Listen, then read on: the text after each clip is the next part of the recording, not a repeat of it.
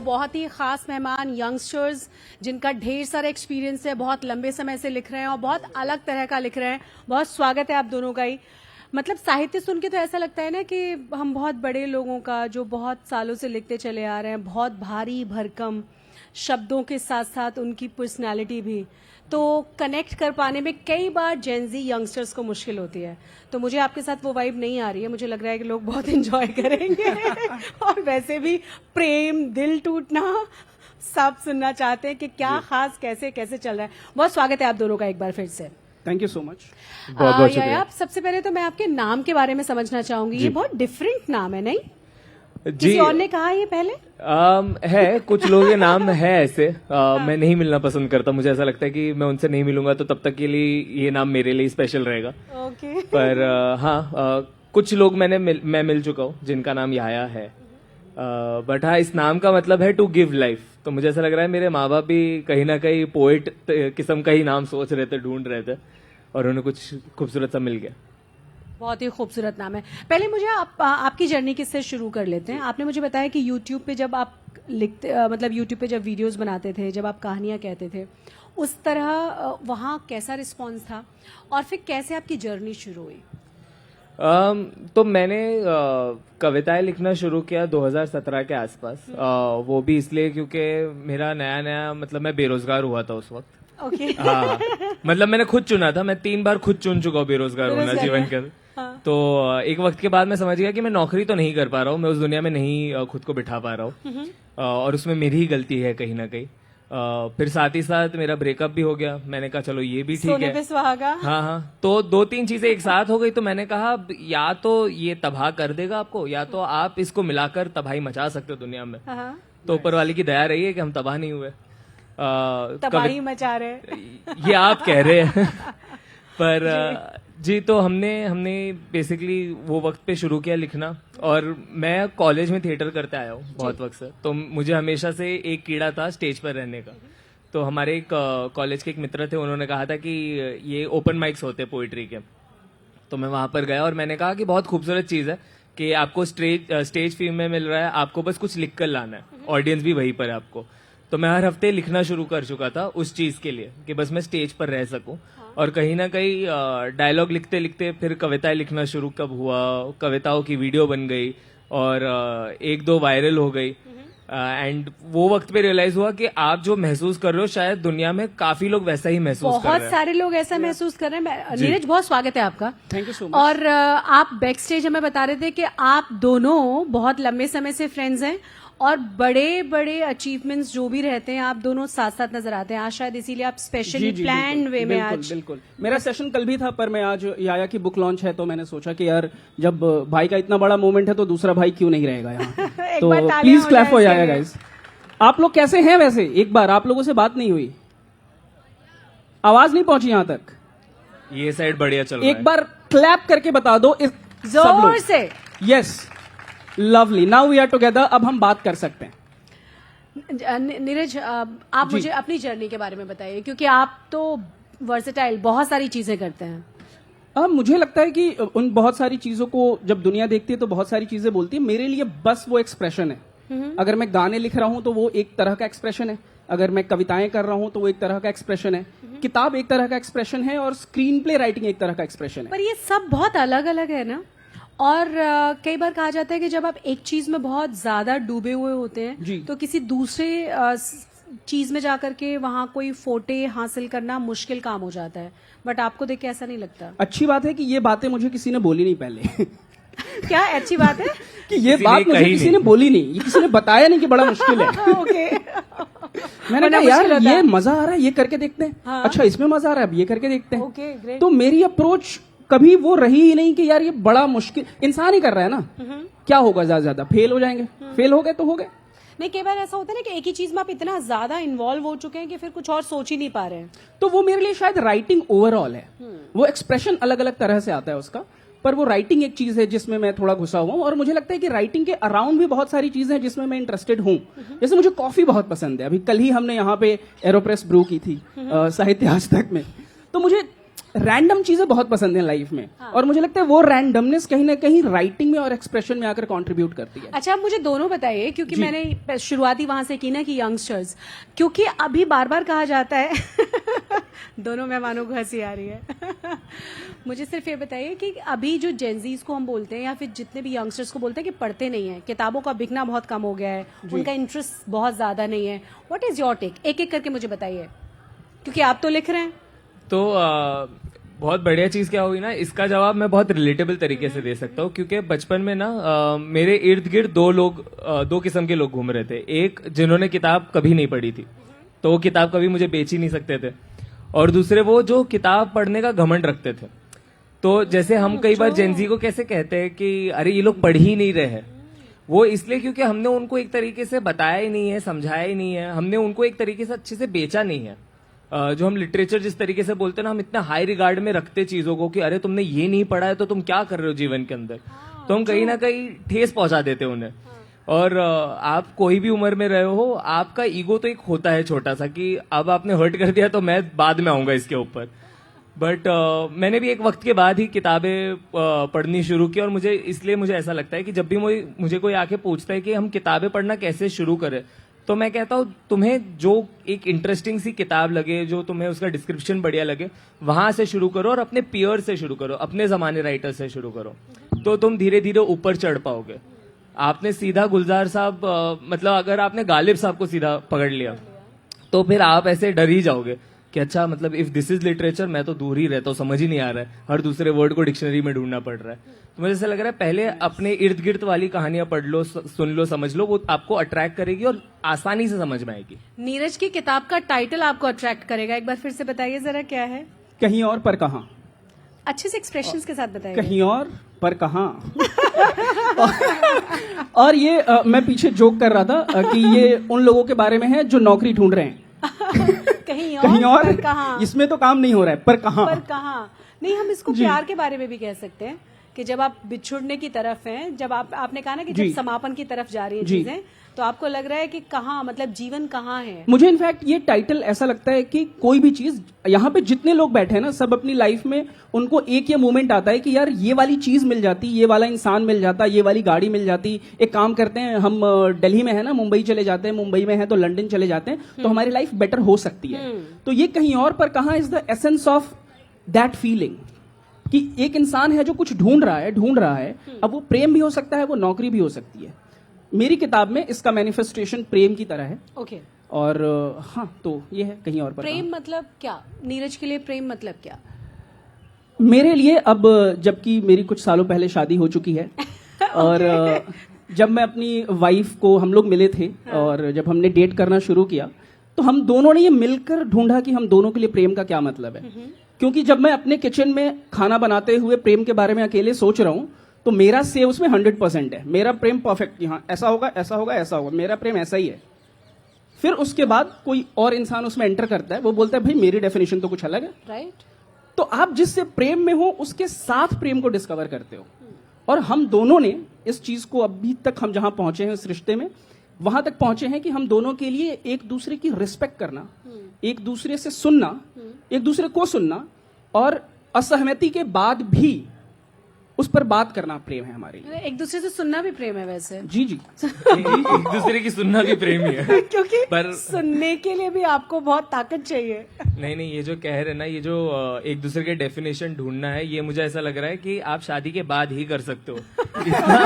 इतना वक्त धीरे धीरे आपको शादी के बाद ही मिलता है कि आप अब एक दूसरे के डेफिनेशन ढूंढ सकते हो, समझ सकते हो और उसके साथ जीना सीख सकते हो। जो आपकी कुछ लाइंस है ना जो बहुत ज्यादा लोगों को पसंद आई थी जी, जिनको हम बहुत सारे अलग अलग मंच पे सुन चुके हैं, सुनाएंगे आप? एक कविता है, मैं एक मोमेंट लेना चाहूंगा प्लीज प्लीज। मैं यहाँ पे, मैं जितने लोग हैं, मुझे नहीं पता कितने लोगों को ये बात पता है, याया के बारे में पता होगा, पर Yahya was the first spoken word artist जो इंडिया में वायरल गए थे 2017 में। 2017 में तो जी, बिल्कुल। आगे से याया जो भी बोले वो आप उस नजर के साथ सुनिएगा, ना समझ में आए तो आपकी गलती है, ठीक है? Please go ahead. एक कविता है 2-3 मिनट की, अगर प्लीज चलेगा। Please please take your time. It's called मैं लिखूंगा तेरे बारे में, शायद कुछ लोगों ने कल सुनी हो।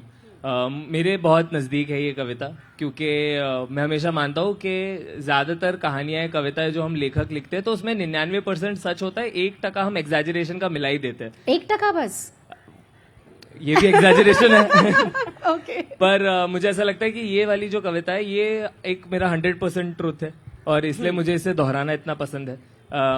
तो ऐसा है कि अगर तू करे वादा साथ रहने का तो मैं लिखूंगा तेरे बारे में, कि अगर तू करे वादा साथ रहने का तो मैं लिखूंगा तेरे बारे में, नहीं लिखूंगा तेरे आंखों के बारे में जिनमें डूबने का मन करता है, या तेरे होठों के बारे में जिन्हें चूमने का मन करता है, तेरी जुल्फों के बारे में जिनमें उलझने का मन करता है, क्योंकि मैं नहीं लिखता उन चीजों के बारे में जो ढल जाती है। मैं लिखूंगा तो तेरे पागलपन के बारे में, तेरे इस झल्लेपन के बारे में, ये जो तू मजाक मजाक में मुझे हल्के से मार दे मुस्कुराती है उसके बारे में, और कभी कभी बिन वजह मेरे कंधे पे सर रख के रो जाती है उसके बारे में। मैं लिखूंगा कि सांसों के बीच की जो घुटन होती है वैसी लगती है मुझे जिंदगी तेरे बिना, मखते बिन गजल सी अधूरी लगती मुझे कहानी अपनी तेरे बिना, एक ख्वाब जो सालों साल तक जगाए रखता है वैसा असर है तेरे छुअन का। मैं लिखूंगा कि तू वो घर है जहाँ पे ठहरने का इरादा एक बंजारा भी रखता है, और तू वो किनारा है जिसके कदमों पर गिरने के लिए लहरें उठा करती है। सुंदर। मैं लिखूंगा कि तेरे बारे में लिख लिख के मैंने लिखना सीखा, और मैं इतना लिखूंगा कि पढ़ने वाला तुझसे मोहब्बत कर बैठेगा, तेरी छवि बनाकर अपने दिल में बसा कर रखेगा, जब भी इबादत में अपना सर झुकाएगा तो तुझे पानी की दुआएं मांगेगा, और जब भी वो पढ़ने वाला हमें साथ देखेगा तो वो भी खुदा से यही पूछेगा कि क्या हुई खता हमसे कि ऐसा प्यार हमें नसीब ना होगा। वाह, बहुत खूबसूरत, बहुत बहुत खूबसूरत। बहुत शुक्रिया। और मतलब सुनने के बाद हम विजुलाइज कर रहे थे उसको ना, कि कितना खूबसूरत, कितना प्योर, कितना ग्राउंडेड, सच वाला प्यार। जी नीरज? बिल्कुल, मुझे लगता है हर जो जनरेशन आती है उसके प्रेम करने के तरीके अलग होते हैं, बिल्कुल। तो और हमें उसी तरह से देखना चाहिए। ये वैसा है ना कि कोई राइटर अगर अपना ड्राफ्ट मुझे भेजता है कि भाई पढ़ के बताना जरा कैसा लग रहा है, तो पहले मेरी गलती ये होती थी कि मैं उसको वैसे देखने लगता था कि मैं कैसे लिखूंगा, राइट। तो वो उसके हिसाब से बताओ उसको। तो जो इंसान प्यार में है वो अपने हिसाब से करेगा, वो आपके हिसाब से प्यार नहीं करेगा। सब अपने हिस्से का कर रहे हैं ना, तो ये लगता है मुझे। आपकी जो नई किताब है उसके बारे में आप कुछ हमारे दर्शकों को बताना चाहेंगे? तो मेरी जो पहली किताब भी है ये 3 मुलाकातें और कुछ कहानियां। और एक तो मुझे आप दोनों की किताबों के ना टाइटल बहुत खूबसूरत लग रहे हैं, 3 मुलाकातें। जी मतलब 3 ही मुलाकातें हो पाई थी? मुझे ऐसा लगता है कि उसमें इतनी सारी कहानियां हो गई। 3 मुलाकातों में तो बहुत कहानियां हो जाती, पर मैंने एक्चुअली 3 के बाद गिनती छोड़ दी थी, इसलिए अन्य कहानियां हैं। ओके। 3 मुलाकातें मैं जितना समझाऊं ना, कि आप किसी के साथ जब डेट पर जाते हैं तो 3 मुलाकातों में आप इंसान को बहुत सही तरीके से समझ पाते हैं। यहाँ फ्रंट रो में जो जो यंगस्टर्स मुझे नजर आ रहे हैं ना, वो बहुत ध्यान से सुन रहे हैं वैसे। ओके। वो अग्री भी कर रहे हैं। हाँ, 3 मुलाकात में तो बात समझ आ जाती है हमें कि 4थी मुलाकात नहीं होनी चाहिए। रेड फ्लैग और ग्रीन फ्लैग सब समझ में आ रहा होता है, राइट? गर्ल्स स्पेशली कह रही है, हाँ एकदम। तो 3 मुलाकातें और कुछ कहानियां, तो एक शॉर्ट स्टोरी कलेक्शन है जिसके अंदर मैंने रिश्तों के बारे में लिखा है, प्रेम के रिश्ते, परिवार के बारे में, परिवार के बीच के जो रिश्ते रहते हैं, और शहर के साथ कई बार आपके जो रिश्ते बनते हैं, तो अलग अलग किस्म के रिश्ते हैं उसमें। कुछ रिश्ते आप जी चुके हैं, कुछ रिश्ते मुझे ऐसा लगता है कि आप किताब पढ़कर आप देखोगे तो आपको लगेगा कि शायद ये भी आपने जिया है पर आपको पता नहीं था, महसूस नहीं किया था। कितनी बार ऐसा होता है ना कि आप कुछ सुनने के बाद, देखने के बाद, पढ़ने के बाद फील करते हैं कि सेम एक्सपीरियंस, सेम भावनाएं आपने महसूस की हैं, बट आप शायद उसको गिनना या रियलाइज करना भूल गए। और कम से कम जब हम रिश्तों की बात करते हैं, किसी भी तरह के रिश्तों की बात करते हैं, उसमें बहुत सारी चीजें जो अभी जेनजीज को देख रहे हैं, आप मुझे ये बताइए कि कैसे डील करना है, क्योंकि आपने जो चाहा, आपने 3 बार नौकरी छोड़ी, आपने कहा ना, और ये एक तरह से अगर देखा जाए तो बहुत बड़ा प्रेशर है। अभी कोई भी इंसान अगर एक बार भी नौकरी से निकाला जाएगा या छोड़ेगा, एक अलग तरह का प्रेशर होगा। इतना उसके लिए बहुत करेज चाहिए कि आप कुछ करना चाहते हैं और 0 से शुरू करते हैं और फिर आप कुछ पा लेते हैं। नहीं, करेज पहली बार में ही चाहिए, बाद में ठीक है। हाँ, बाद में फिर आपको आदत हो गई ना, वो मतलब आप एक जगह से छलांग मार लेते हो, तो अब आपको पूरा उसका फीलिंग समझ में आ जाते हैं कि आप कैसे फील कर रहे थे, और आपको पता है आप सेफ लैंड कर चुके हो, तो दूसरी तीसरी बार में उतना डर नहीं लगता। लेकिन अगर आप सेफ लैंड नहीं करते हैं तो, क्योंकि हमेशा मैं कुछ ऐड करूं, जिसमें 5-6 नौकरियां तो छोड़ी होंगी। I had a career in gaming and animation for 9 years, और उसके बाद मैं मुंबई गया, राइट। मैं दिल्ली में था 9 साल, वैसे मैं यहीं का हूँ दोस्तों, इनकी भी 3 मुलाकातें हुई है दिल्ली में। मुलाकातें हुई हैं, 3 ही हुई है एंड दिल्ली अन्य में 3 कहानियां। है। अच्छा मुझे लगता है जो करेज है ना, हम जहां करेज ढूंढते हैं हमें वहां इनोसेंस ढूंढने की जरूरत है। करेज नहीं लगता है नौकरी छोड़ने में, इनोसेंस लगता है कि यार कुछ हो जाएगा, देख लेंगे। तो वो मुझे नहीं, उस इनोसेंस के बाद फिर बहुत मुश्किलें जब शुरू होती है, उसको डील कैसे करना, मैंने तो ये पूछा है। क्योंकि जरूरी नहीं है ना कि आप दोनों की तरह सेफ लैंड हो जाए आदमी। हाँ, मतलब ये तो हमें भी पता नहीं था करते हुए, हमें भी यही लगा था कि True. और आई थिंक दोस्त बड़ा हेल्प करते हैं उसमें, जब रोड थोड़ी उबड़ खाबड़ होती है तो और वो 3 कहानियां वो कोई हेल्प करती हैं बाद में आके? वो टेम्पररीली एक्चुअली हैं कई लोग हैं जिनसे बड़े अच्छे अभी भी दोस्ती है और रिश्ते हैं। तो ऐसा नहीं है कि जिस रिश्ते से आप निकले वो आप एकदम घर चलाकर ही निकलो। जल गया तो जल गया, पर अगर जहाँ चीजें अच्छी हो सकती हैं वो क्यों नहीं यार, मतलब कहीं सड़क पे कोई मिले तो हम ठीक से नजर मिला के बात तो कर सके। कम से कम उतना बिटरनेस नहीं होना चाहिए आपके बीच में। हाँ मेरी माँ ने मुझे एक बहुत प्यारी बात कही थी। जी। तो उन्होंने कहा था कि इंसान को 2 किस्म की भूख होती है, एक पेट की भूख, एक दिल की भूख। तो जब तक आपकी दिल की भूख ज्यादा जोर से आपको मतलब मोटिवेट कर रही है तब तक आप उसकी सुनते रहो, पर जिस दिन पेट की भूख हावी हो जाती है ना दिल की भूख पे, तो उस दिन बेटा आ जाना वापस पैसे कमाने के लिए, क्योंकि उस दिन तुम अपने आप को समझा चुके हो कि भाई अब मेरे लिए पैसे ज्यादा जरूरी है, अब मुझे पेट भरना ज्यादा जरूरी लग रहा है। दिल की भूख जब तक आपके लिए ज्यादा ऐसे आवाज कर रही है ना, तब तक वो फॉलो करते रहो अपना पाथ और रास्ता ढूंढ लेता है। मुझे ऐसा लगता है 25 के पहले ना इंसान के पास बहुत अपॉर्चुनिटीज है वो सब करने की जो वो करना चाहता है। ठीक है, वो कोशिश कर सकता है, क्योंकि मुझे ऐसा लगता है इतना अवेयरनेस है क्या यार? मुझे कई बार लगता है कि 25 तक तो मुझे मैं अभी बहुत सारे यंगस्टर्स को देखती हूँ, we should not criticise them, but still मुझे ऐसा लगता है कई बार कि उनके पास ऑलरेडी बहुत सारी फैसिलिटीज हैं, बहुत सारे मौके हैं, बहुत मतलब या तो वो बहुत ही ब्लेस्ड बच्चे हैं तो उनको बहुत टेंशन नहीं है अभी। नहीं, मुझे बल्कि ऐसा लगता है कि उनके अंदर एक अलग किस्म का मतलब एक इमोशन चल रहा है, क्योंकि ये लोग इंटरनेट पर बड़े हुए। हाँ। तो ये पूरे वक्त इनके साथ क्या होता रहता है ना कि यार ये देख रहे कि दुनिया तो आगे बढ़ती जा रही है, हम पीछे रह रहे हैं, तो they are motivated by the world going ahead of them. Right. तो ये लोग ज्यादा चीजें कोशिश कर रहे हैं, जहां तक मुझे समझ में आती है। ये लोग 3-6 महीने एक चीज कोशिश करेंगे, उनको लगता है कि ये नहीं हो पा रहा है, ये छोड़ देंगे, फिर नई चीज उठाएंगे। तो स्किल सेट के मामले में तो ये लोग बहुत ज्यादा चीजें नई नई करने की कोशिश कर रहे हैं, इतना जो मैंने देखा है। पर हाँ, दुनिया के सारे जो बड़े बड़े वैज्ञानिक आविष्कार हुए हैं वो आइंस्टाइन से लेकर न्यूटन तक सबने 25 साल में करके खत्म कर दिया था।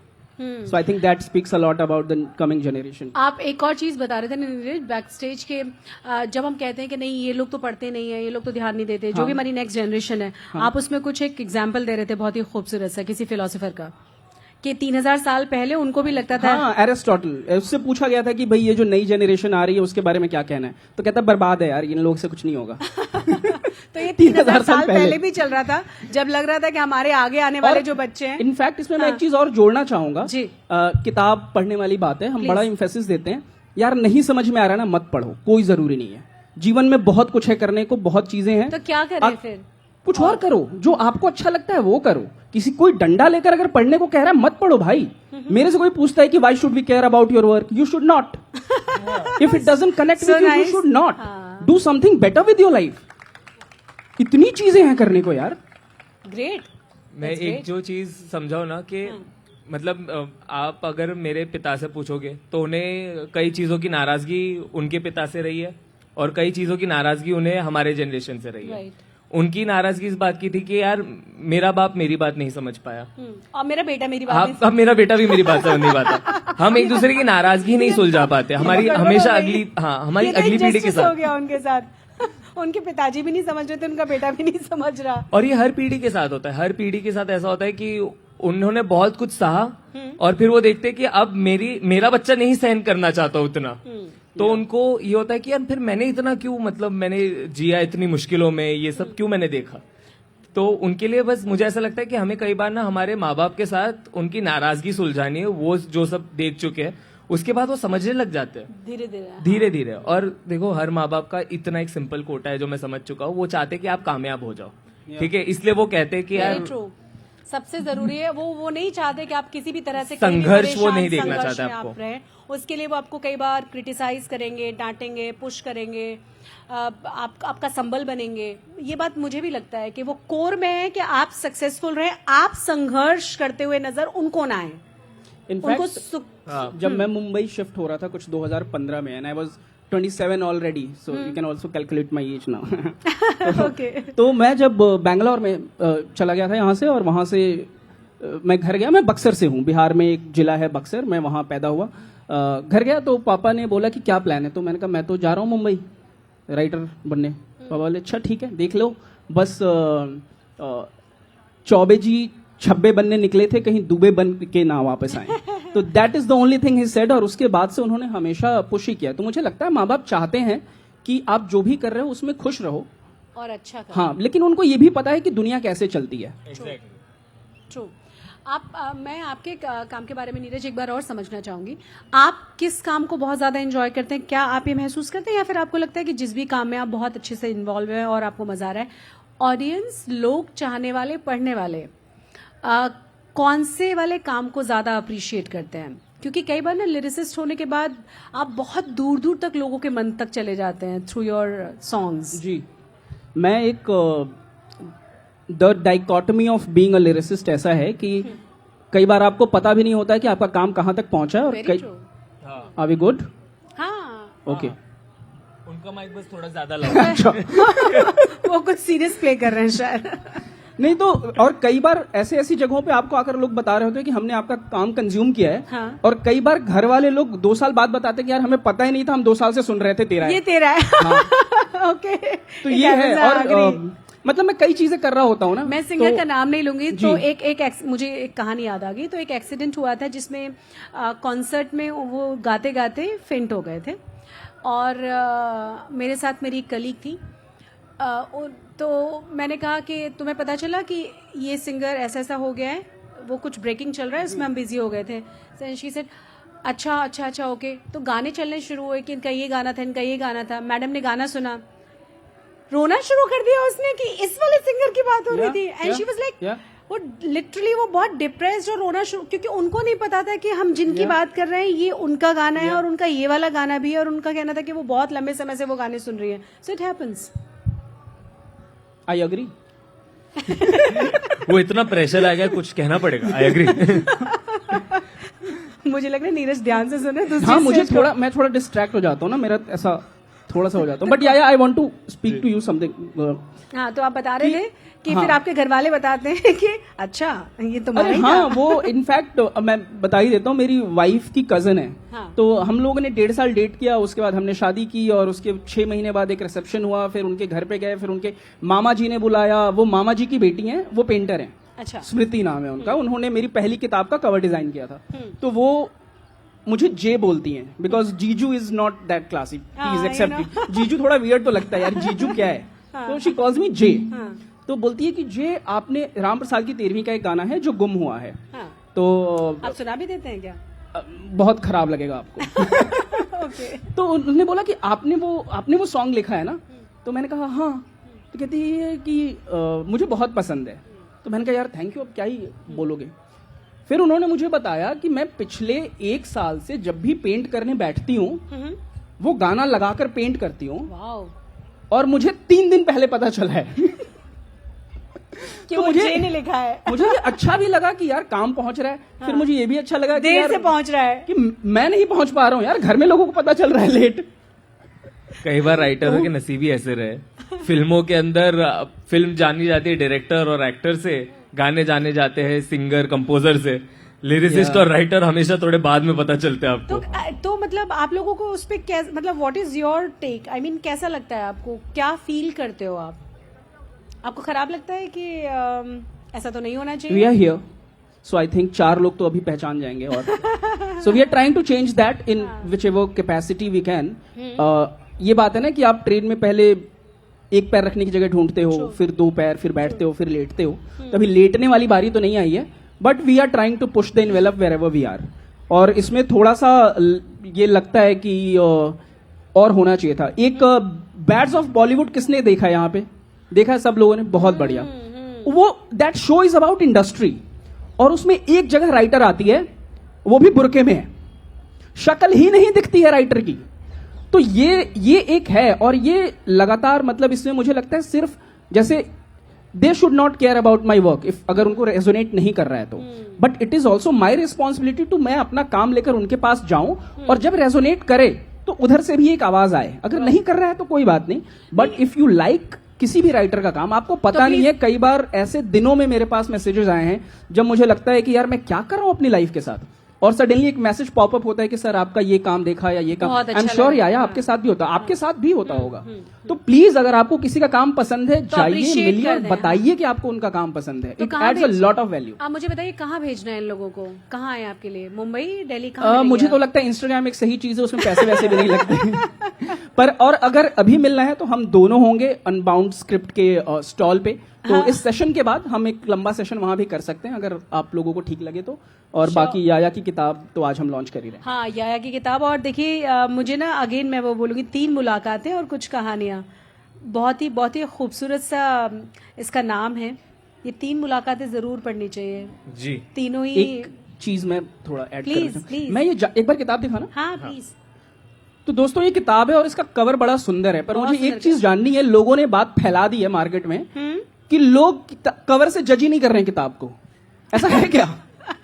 कितने लोग जज करते हैं किताब के कवर से? उसको एक बार हाथ उठा के बताओ। Lovely lovely lovely. अरे हम सब बहुत सब बढ़िया। Cover same team. आप इसीलिए अलग से स्पेशल पेंट करवाते हैं ना उसको, जाके कोई स्पेशल इंसान चूज करते हैं कि कौन आपका मैं तो cover देखो, मैं शशि डिजाइन क्या है ना, करेगा। मैं एक लेवल तक लिख सकता हूँ, उससे बेटर लिखना होगा 5 साल और लगेंगे, लाइफ जीनी पड़ेगी और थोड़ा पढ़ना पड़ेगा, पर मैं अपनी किताब से बेटर कवर हमेशा बनवा सकता हूँ। क्योंकि वो मैं नहीं कर रहा हूँ दोस्तों। आपने पूछा था ना कि इनको कैसे अट्रैक्ट करना है, इसलिए ये सारे नए राइटर्स नाम ऐसे इंटरेस्टिंग से सोचते हैं। हाँ, फिर कवर पर इतना काम शुरू हुआ है ताकि जब नया जनरेशन देखे तो उनको लगे कि यार ये कुछ इंटरेस्टिंग सा हमारे जैसा है। राइट। तो वो भी एक आपने तरीका जो attract हमारे करने जैसा का। कहा ना, मैं आप दोनों का ही पूछना चाहूंगी इस पे। कई बार ऐसा होता है कि बहुत सारे जो आपके मन की फीलिंग्स होती हैं, दिल की भावनाएं जो होती हैं, आपको लगता है किसी को समझ नहीं आ रही, बट आप जब बात करते हैं, सोशल मीडिया बहुत एक अच्छा सा जरिया है जिसपे आप बात करते हैं, जिसपे आप अपने एक्सपीरियंसेस शेयर करते हैं। कई बार आप देखते हैं बहुत सारे लोगों को बड़ा पसंद आता है, वो लोग कनेक्ट करते हैं। जो चीज आपको लग रही थी नहीं उससे कुछ नहीं हो रहा है, कोई फर्क नहीं पड़ रहा है, लोग कनेक्ट कर रहे हैं, लोग बहुत अच्छे कमेंट लिख रहे हैं, लोग कई बार लिख रहे हैं कि हम इस फेज से गुजर चुके हैं। तो इसका मतलब ये है कि जो भावनाएं, जिस तरह की स्थितियां आप फील कर रहे हैं, बहुत सारे और लोग फील कर रहे हैं, और जब आप कहते हैं तो कई सारे लोग कहते हैं कि हाँ हमने ये देखा है, झेला है, और हम ऐसे परेशान हुए और हम ऐसे निकले हैं। तो कई बार तो ऐसा लगता है कि बहुत आसानी के साथ हमको वहां से सोल्यूशंस भी मिल जाते हैं। Am I right? मुझे लगता है when it comes to writing nothing is personal. आपको लग रहा है आपकी लाइफ बड़ी यूनिक है, आपने ही वो हरामखोरी की है उस दिन जिसके बारे में आप लिख नहीं रहे हो, छुपा रहे हो। सबकी लाइफ में जो बेसिक है ना वो सबके साथ सेम है। तो the moment you start to speak your own truth, अब यही बात आती है कि साहित्य बहुत बड़ी चीज है, उधर जा ही नहीं रहा हूं मैं बोल रहा हूं इधर आओ जरा, पर्सनल। आपने क्या किया लाइफ में, आपकी नजर क्या है, आप किस नजर से देखते हो। तो अगर यहाँ पे मेरा फोकस भी यही है कि पर्सनल ट्रुथ को मैं लिख पाऊं, और जब आप वो पर्सनल ट्रुथ लिखते हो तो आदमी बेटर कनेक्ट करता है आपसे। या आप कुछ कह रहे थे? मैं बस इसी बात पर यही जोड़ रहा था कि अपना सच लिखना बहुत जरूरी है। हम हमेशा ये प्रेशर में होते हैं कि लोगों को क्या पसंद आएगा, और हम सोचते हैं कि हमें उनके अनुसार लिखना है। दरअसल आप अपना सच लिख दोगे तो वो जुड़ जाएगी उस बात से, क्योंकि कहीं ना कहीं हम सबकी जिंदगी एक तरीके से एक जैसी ही गुजरी है। आपने भी वही देखा होगा जो मैंने देखा है, शायद जिंदगी के अलग मुकाम में देखा है, पर आपने देखा तो वैसे ही होगा। तो जैसे मैं बता रहा था कि मेरी जब पहली वीडियो भी यूट्यूब पर वायरल हुई थी 2017 में, वो वक्त जो मैंने अपने लिए लिखा था, और हम एक रूम में थे जहां पर 15 लोग जो दूसरे पोएट्स थे वो बस ताली बजाते थे। तो मुझे लगता था कि अच्छा ठीक है, कमरे में बैठे, मेरे साथ बैठे, तो इसलिए ताली बजाकर मुझे बस खुश कर रहे हैं। पर वो जब यूट्यूब पर गई और कुछ लोग कहते कि अरे मुझे बिल्कुल ऐसा ही लगता था, वो ऐसा ही लगता था, आपको रियलाइज करवाता है कि your truth belongs to everybody. तो आप कोई और अपनी कविता जो दर्शकों को जाते जाते सुनाना चाहें बुक लॉन्च से जस्ट पहले, आपके मन में अगर कुछ है, कुछ लाइंस? आई थिंक वही सुना दो, वही वाली। शायद ये प्यार नहीं। खड़े होके एक बार हो जाए बढ़िया, ताली बजाओ दोस्तों प्लीज। यस जी। ये बहुत बढ़िया प्रेशर दिया है आपने, क्योंकि मैं रिवाइज करके तो फ्रेंड होने पर- का उनको नहीं पता तो तुम कुछ भी पढ़ सकते हो Yahya. I think they will repeat with you. ठीक है। तो कविता थी कि शायद वो प्यार नहीं, और ऐसे शुरू होती थी कि अगर पहली नजर में तुमने उसे पसंद कर लिया और उसने तुम्हें, और इस लव एट फर्स्ट साइट को तुम मोहब्बत समझ बैठे हो, तो हो सकता है तुम गलत हो। क्योंकि पहली नजर में तो हमें एंटीक चीजें भी पसंद आ जाती है, पर हम उसे घर में रखते हैं दिखावे के लिए। क्या बात है। बस क्योंकि देर रात तक तुम दोनों ढेर सारी बातें करते हो और इसे तुम मोहब्बत समझते हो, तो भी हो सकता है तुम गलत हो। क्योंकि अकेलेपन के मारे तो दो अनजान मुसाफिर भी एक दूसरे से बात कर ही लेते हैं। अगर किसी लड़की को देख के वो तुम्हारा हाथ पकड़ लेते और किसी लड़की को देख के तुम उसका, और इस क्यूट जेलेसी को तुम मोहब्बत समझ रहे हो, तब भी हो सकता है तुम गलत हो। क्योंकि परिंदों को पकड़ा जाता है पिंजरों में कैद करने के लिए, ना आजाद करने के लिए नहीं। अगर तुम एनिवर्सरी का सेलिब्रेशन हर महीने कर रहे हो और इसे तुम मोहब्बत कह रहे हो, तो हो सकता है तुम गलत हो। क्योंकि दास्तान इश्क को बयां करने के लिए साल का कोई नंबर नहीं चाहिए होता। बस क्योंकि वो तुम्हारे इंस्टा स्टोरीज का और तुम उसके स्नैप स्टोरीज का हिस्सा बन चुके हो और इसे तुम मोहब्बत समझ रहे हो, तो भी हो सकता है तुम गलत हो। क्योंकि मोहब्बत फिल्टरों में सेव नहीं किया जाता, उसे बस उसी लम्हे में जिया जाता है। लेकिन हाँ, अगर जिस्मों में उलझने से पहले तुम उसकी जुल्फों में उलझना चाहते हो, अगर वो बेखौफ अपना बचपना तुम्हारे सामने जाहिर कर देती है, अगर उसके कपड़ों के बेपर्दा होने से पहले तुमने अपने सारे राज का जिक्र उसके सामने कर दिया और उसने भी अपने सारे डर को तुम्हारे सामने बयां कर दिया है, अगर उसका हर आंसू तुम्हारी कमीज पे बहता और तुम्हारे मुस्कान की वजह उसकी नादानी आई हो, तो शायद नहीं यार, यही प्यार। और अगर ये प्यार मिल गया है तो इसे पकड़ लो, जकड़ लो, गले लगाओ, जाओ तक बस कहते रहो कि तुम इससे कितना प्यार करते हो। वाह, बहुत बहुत बहुत खूबसूरत। I think we can do better guys. थोड़ा प्लीज जोरदार तालियां, जोरदार please. तालियां एक बार फिर से। नीरज, आप कुछ सुनाएंगे? मतलब मैं तो अंत तक सुनते सुनते समझने की कोशिश करती रहेगी कि मोहब्बत है कहाँ। अच्छा, ये भी नहीं है, ये भी नहीं है, ये भी नहीं है। Okay, maybe you are trying to find your own truth. देखिए, मैं Last में लगा एक कि चीज हाँ, बस ये ठीक है। जोड़ दूं कि एनिवर्सरी की बात हुई है, तो मैं बस ये कहना चाहूंगा कि आज हमारी शादी की भी दूसरी सालगिरह है। Wow. मेरी वाइफ Wow. ऑडियंस में बैठी है। Congratulations. Wow, congratulations. Congratulations man. बहुत बहुत शुक्रिया। आपने अपने दोस्त को भी नहीं बताया? उनके लिए भी सरप्राइज ही था। लाइव रिएक्शन देखना था मुझे। नीरज, बहुत सुंदर। आप कुछ सुनाना मैं चाहेंगे? सुना दूंगा, मैं कुछ प्लीज सुना दूंगा। दीजिए। तो मैं तो थोड़ा एंटी पोइट आदमी हूँ। Please please. तो आप भी बिल्कुल। हाँ, आगे ही जाऊं क्या मैं? हाँ। ओके, ठीक है। खड़े होके एकदम फील के साथ।